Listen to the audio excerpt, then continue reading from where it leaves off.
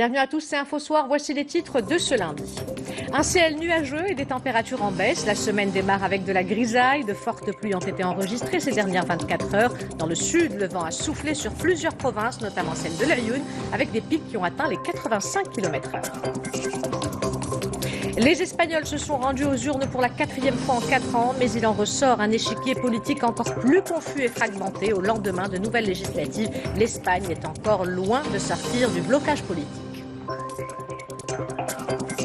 La commémoration de l'armistice est un événement historique qui offre l'occasion de se remémorer les sacrifices également consentis par les soldats marocains. La participation du royaume traduisait dans les faits son engagement pour la défense des idéaux universels de la liberté. En commémoration de l'Eid al-Mawlid Nabawi Sharif, la Zawiya Qadriya Boutchichia a organisé hier soir une grande cérémonie religieuse à Madar, dans la province de Berkane. Des milliers de fidèles venus de toutes les régions du Maroc, mais aussi d'Asie, d'Europe et d'Amérique ont participé à ce grand moment de spiritualité. Madame, Monsieur, bonsoir. La semaine démarre avec un ciel nuageux et des températures en baisse. Des fortes pluies ont été enregistrées ces dernières 24 heures dans plusieurs régions du royaume. Dans le sud, le vent a soufflé sur plusieurs provinces, notamment celle de l'Aïoun, avec des pics qui ont atteint les 85 km/h. C'est un reportage de Yousf Wichou, le récit est de Mehdi Soufiane.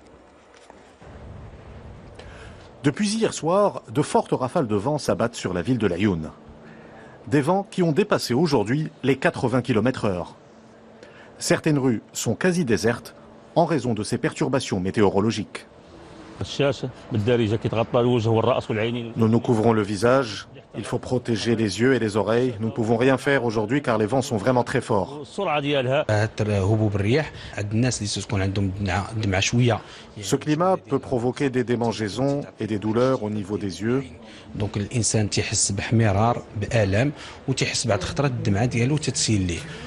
Les poussières et les microbes peuvent aussi provoquer des infections. Les rafales de vent ont également des conséquences sur la circulation automobile, notamment sur la route reliant l'Aïoun à la ville de Marsa. Les automobilistes redoublent de vigilance. Dans ces conditions, les conducteurs doivent être prudents. C'est très difficile de conduire dans ces conditions car il y a beaucoup de sable. Hier, la direction de la météorologie nationale avait émis un bulletin spécial annonçant pour cette journée des vents forts dans plusieurs régions. Les dernières précipitations qui se sont abattues sur le royaume ont ravivé l'espoir des agriculteurs, des pluies bienfaitrices qui vont favorablement influencer l'activité agricole. Exemple, dans la région de Fès, où les producteurs d'huile d'olive ont été agréablement surpris par l'arrivée des précipitations. C'est un reportage de Alaeddin Lahmini, le récit est de Salima Benabou. Nous sommes dans la petite localité de Ain Beda, dans la région de Fès-Saïs. Ce producteur d'olives est heureux. Il constate les bienfaits des dernières pluies qui sont tombées à point nommé ces derniers jours. Une belle surprise. Ces pluies ont été très bénéfiques pour les cultures, bonnes pour la terre, bonnes pour les arbres fruitiers. Elles sont arrivées au bon moment. Un peu plus tôt ou un peu plus tard, ça aurait été moins bien. En espérant que cela continue ainsi. Le retour de la pluie depuis le début de la semaine dernière a fait aussi le bonheur de cet autre agriculteur. Il a beaucoup plu. Je suis très heureux. Ces précipitations sont bénéfiques aussi bien pour les cultures d'olives que pour toutes les autres et aussi pour les légumineuses. La culture de l'olivier dans la région de Fès-Meknès représente quelques 335 000 hectares. 80% de la récolte est destinée à la production d'huile d'olive. Ici, il devrait pleuvoir encore toute cette semaine. Voilà pour cette page consacrée aux conditions météo et à leur impact, notamment sur le secteur agricole. Le Maroc accueille le premier forum international libyen sur l'économie et l'investissement. L'événement qui se poursuivra demain réunit 400 participants venus de 12 pays. Selon les organisateurs, ce forum est l'occasion de s'inspirer de l'expérience économique du Maroc qui a contribué de manière significative au soutien à la stabilité en Libye. Les développements dans ce reportage d'Abdelhamid El Morabit, le récit, et de Mehdi Soufiane. C'est parce que le Maroc a abrité la signature de l'accord politique interlibyen en 2015 que la ville de Rabat a été choisie pour accueillir le Forum libyen sur l'économie et l'investissement. Les projets de développement en Libye nécessitent des investissements de 100 milliards de dollars dans des secteurs comme la santé, l'habitat et les infrastructures de base. Ce forum est organisé pour renforcer les relations intermaghrébines et parce que le Maroc a abrité avec succès les pourparlers de Skhirat. Il s'agit également de consolider la stabilité en Libye et d'atteindre la croissance économique en attirant les investissements des grands groupes internationaux. C'est un forum très important pour développer les relations économiques entre le Maroc et la Libye et pour encourager les investisseurs du secteur privé. C'est une occasion d'échanger les idées et les expériences. Plus de 400 participants venus de 12 pays prennent part à cet événement. Ce forum permettra d'explorer les opportunités d'investissement en Libye.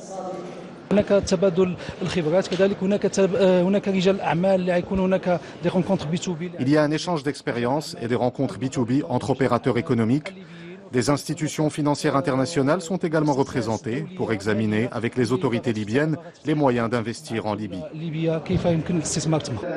Cet événement permettra également au Maroc et à la Libye de renforcer leurs liens économiques. Actuellement, les échanges commerciaux entre les deux pays ne dépassent pas les 100 millions de dollars par an. Direction l'Irak, où ces dernières 48 heures ont été particulièrement violentes dans la capitale. Le centre-ville a pris des allures de champ de bataille avec des rafales d'armes automatiques et des déflagrations de grenades. La contestation lancée le 1er octobre pour réclamer la chute d'un pouvoir jugé corrompu et incompétent a fait 319 morts selon un bilan officiel. Les détails avec Mehdi Foudi. Des tirs à balles réelles, des jets de projectiles et des nuages de gaz lacrymogène. Les rues de la capitale irakienne, Bagdad, se transforment en champ de bataille entre les forces de sécurité et les manifestants. La répression s'accentue, mais la mobilisation des protestataires se poursuit toujours. Nous ne sommes pas des terroristes, nous sommes des civils qui réclament leurs droits, ni plus ni moins. C'est tout ce que nous demandons. Ces scènes de chaos ont suscité plusieurs réactions à l'échelle internationale qui craignent un bain de sang dans un pays coupé du monde, sans internet ni réseaux sociaux depuis plus d'une semaine. Malgré les tirs à balles réelles, les arrestations et les enlèvements, les manifestants se disent déterminés. Ils réclament la chute d'un pouvoir jugé corrompu et incompétent. Nous voulons notre pays et un gouvernement qui nous représente. Vous ne pouvez pas nous l'imposer de force. Nous réclamons la démission du gouvernement actuel qui a été incapable de trouver des solutions pendant 16 ans. Nous ne voulons plus de vous. Le Conseil des droits de l'homme de l'ONU devrait examiner ce lundi la situation dans le pays qui devient alarmante jour après jour. Selon le dernier bilan officiel, plus de 300 personnes ont perdu la vie depuis le début de la contestation, le 1er octobre dernier. En Bolivie, Evo Morales démissionne après 3 semaines de contestation lâchées par l'armée et la police. Le président bolivien, dont la réélection a été contestée depuis plusieurs semaines, a quitté son poste et dénoncé un coup d'État. L'opposition, qui considérait comme frauduleux le résultat du scrutin du 20 octobre, ayant vu la victoire du président Morales pour un 4e mandat, avait lancé dès le lendemain une vague de contestation qui a fait depuis 3 morts et 200 blessés. Les Espagnols se sont rendus aux urnes pour la 4e fois en 4 ans, mais il en ressort un échiquier politique encore plus confus et fragmenté. Au lendemain de nouvelles législatives, l'Espagne est encore loin de sortir du blocage politique. Les développements dans ce reportage de nos envoyés spéciaux, Sana Rahimi et Amin Hibdou. Le récit est de Amina Mkhalq. Le recul des socialistes fait les grands titres de toute la presse espagnole. Pour les éditorialistes, ces élections sont loin de résoudre la situation de blocage politique qui prévaut depuis 2015. Au contraire, elles risquent de l'aggraver. Avec uniquement 120 sièges, le parti du chef du gouvernement sortant, Pedro Sánchez, échoue une nouvelle fois à dégager une majorité claire. Ça n'a pas vraiment changé, rien changé. Alors on a les partis socialistes qui a gagné notre fois, mais qui n'aura pas les soutiens dont il a besoin pour faire son gouvernement. Alors je crois que ça sert à rien. En revanche, pour Santiago Abascal et les militants de son parti Vox, l'ambiance est à la fête. La formation d'extrême droite crée la surprise en passant de 24 à 52 sièges, ce qui en fait la 3e force politique du pays. Il y a une affirmation très forte de Vox, que c'est un mouvement souverainiste comme nous avons en Italie, le mouvement de Salvini, qui est très très fort. Et ça c'est très intéressant. Et il est difficile qu'il peut faire une alliance avec la droite du Parti populaire ou des Ciudadanos, qu'ils sont disparus. Car les libéraux de Ciudadanos sont les grands perdants de ce scrutin. Le parti passe de 57 députés à 10, ce qui a poussé son chef Albert Rivera à présenter sa démission. Avec 35 députés seulement, le parti de gauche radicale Podemos a également perdu du terrain. Les conservateurs du Parti populaire ont eux rectifié le tir en passant de 66 sièges à 88 par rapport aux législatives d'avril dernier. La France a commémoré ce lundi le 101e anniversaire de l'armistice signé en forêt de Compiègne pour mettre fin à la Première Guerre mondiale en 1918. Les cérémonies ont débuté par le déplacement du président Emmanuel Macron sur la place Georges Clemenceau, où il a déposé une gerbe de fleurs au pied de la statue de l'ancien président du Conseil des ministres, suivi d'1 minute de silence et de l'hymne national. Le président français a présidé par la suite la cérémonie officielle de commémoration à l'Arc de Triomphe. Il a à cette occasion ravivé la flamme sur la tombe du soldat inconnu après y avoir déposé une gerbe de fleurs. Et la commémoration de l'armistice, c'est un événement historique qui offre l'occasion de se remémorer les sacrifices également consentis par les soldats marocains. La participation du royaume traduisait dans les faits son engagement pour la défense des idéaux universels de la liberté et de la solidarité contre l'oppression et l'injustice. Reportage Saïd Benzezou, le récit est de Oussama Khadi.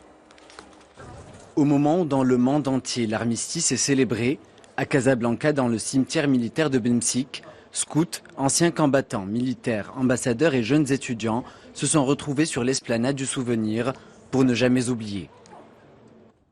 Plus de 100 ans après l'armistice, nous continuons de commémorer pour une bonne raison, éviter que l'histoire ne se répète. Ce sont tous les gens qui se sont battus pour que nous soyons aujourd'hui en paix, en liberté.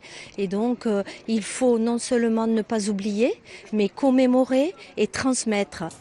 Outre les milliers de soldats à être tombés sous la bannière française et enterrés ici, aujourd'hui ce sont des jeunes Marocains qui portent les gerbes de roses destinées aux stèles commémoratives, rendant hommage aux soldats alliés du Commonwealth mais également d'Allemagne, avant de rendre hommage aux soldats américains tombés en 1942 lors du bombardement du port de Casablanca. Il faut se rappeler aussi que parmi tous ces hommes, il y en avait un certain nombre qui venaient d'Afrique et du Maroc en particulier et qui ont sacrifié leur vie pour notre liberté. La paix entre les...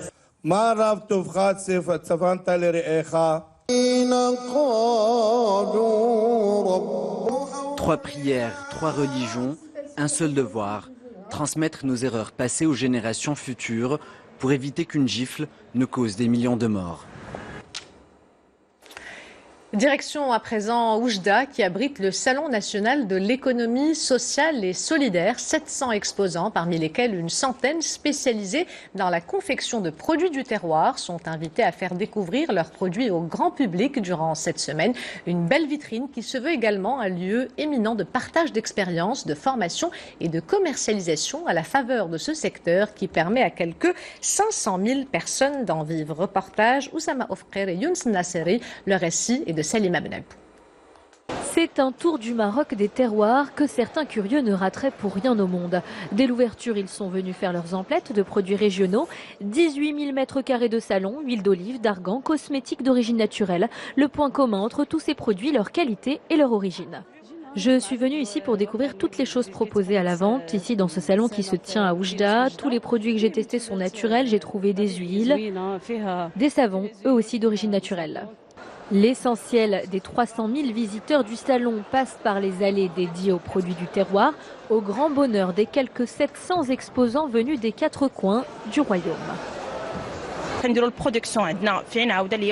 La production de ces produits est réalisée à Ain Aouda, dans la région de Rabat. Nous avons fait le déplacement jusqu'ici à Oujda pour prouver que, oui, les petites coopératives, peu importe leur origine, peuvent confectionner toute une gamme de produits transportables et de qualité. Quelques instants plus tôt, il était difficile de se frayer un chemin dans les allées du salon. Nadia Ftah Alaoui, ministre du Tourisme et de l'Économie sociale, est allée à la rencontre de ceux qui font l'économie sociale et solidaire. Ce salon témoigne de l'avancée que connaît ce secteur, un secteur vecteur de développement économique, de création d'emplois, aussi bien pour les jeunes que pour les femmes. Les 22 600 coopératives que compte le Royaume emploient quelques 500 000 personnes. 10% sont des femmes.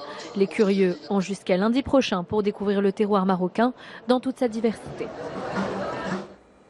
La page santé de ce journal est consacrée au lien entre alimentation et troubles de la vue. De bonnes habitudes alimentaires pourraient en effet prévenir les problèmes oculaires. Alors quels sont les aliments à consommer et que recommandent les ophtalmologues et les nutritionnistes? Élément de réponse dans cette enquête de Izza Sharqi et Mohamed Chahim. Myopie, astigmatisme ou hypermétropie sont autant de troubles qui affectent notre vision et peuvent influer sur notre vie de tous les jours. Ces pathologies peuvent être décelées grâce à un examen complet pratiqué par un ophtalmologue et destiné à mesurer l'acuité visuelle. Chez l'adulte comme chez l'enfant, certains problèmes liés à l'optique peuvent être corrigés ou même évités grâce à un bon diagnostic ou encore des verres correcteurs et une monture appropriée. C'est un examen généralement qui commence par une mesure de l'acuité visuelle, une mesure de la réfraction et ensuite on continue par l'examen ophtalmologique complet, la mesure de la tension oculaire et l'examen du fond d'œil et le reste des détails de l'examen ophtalmologique. Il faut éviter les verres minéraux, je ne conseille pas.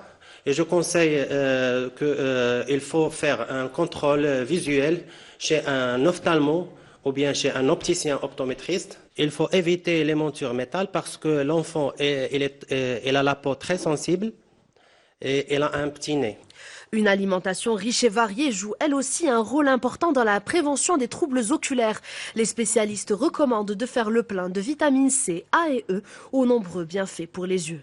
Il faut un apport important de vitamine A, de vitamine C et de vitamine E qu'on va essentiellement trouver dans tout ce qui est produits laitiers, dans les germes de blé, les huiles végétales, le beurre, la margarine, tout ce qui est produits laitiers et tout ce qui est corps gras, aussi naturel bien sûr.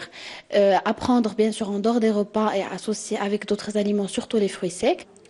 Il est recommandé de consulter un ophtalmologue au minimum tous les 2 ans. Cet examen permet de faire le point sur la vue, mais aussi sur l'état général de vos yeux et de déceler d'éventuels troubles ou maladies. C'est une tradition qui dure depuis plus d'une décennie, celle de l'organisation de la rencontre mondiale du soufisme par la Tariqa Qadiriya Boutchichia. En commémoration de l'Eid, le Maoulid Nabawi Sharif, la Zaouia a organisé hier soir une grande cérémonie religieuse au siège de la Zaouia à Madar, dans la province de Berkane, qui a réuni des milliers de fidèles venus de toutes les régions du Maroc, mais aussi d'Asie, d'Europe et d'Amérique. C'est un reportage de Oussama Oufqir et Younes Nasseri sur un récit de Amina Ben Khalq. Des louanges au prophète Sidna Mohamed récitées par des milliers de personnes, des adeptes de la Tariqa Qadiriya Boutchichia et des visiteurs venus de toutes les régions marocaines assister à cette cérémonie religieuse à Madar, une commémoration de Eid el-Maoulid Nabawi qui a duré jusqu'à l'aube.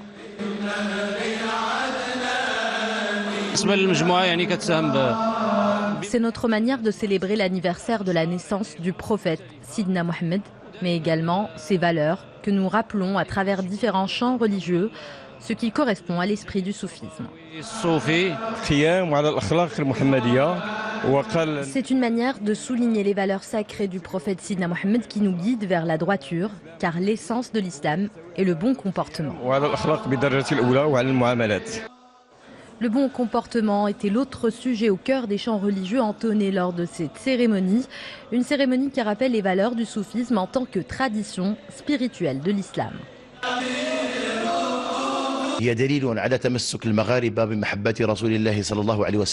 Ce genre de cérémonie illustre tout l'amour que portent les Marocains au prophète Sidna Mohamed.